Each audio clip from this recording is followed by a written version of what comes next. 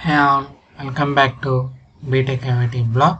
In this video, we see how to apply the text shadow effect for the text. Okay, for this text, we apply the shadow effect, but this is the default settings to show you like this. The sizes I have kept: border, margin 0, padding 0, and display grid. Transform translate 25%, and this is X and Y. Viewport is 50 height, width 80 width.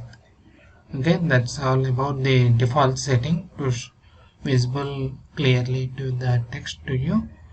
Okay, now we start. Now apply the shadow effect for this text. The default size I have taken is 3 rem, which is relative to units for this parent box. Okay, now to apply this shadow effect for text, use text shadow. See, text shadow, the first one is the x-axis, which is the first one is x-axis, second one is y-axis, third one is blur, how much blur you want to keep that. The fourth property value is color. So next, just now we give the values for that. The x-axis I am taking 2 pixels, and for y-axis 6 pixel.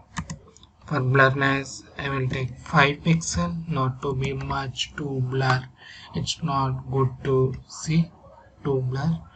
And the color I take as 4, 5, 6. Okay, that's all about apply. See how the text shadow effect is implemented to the text.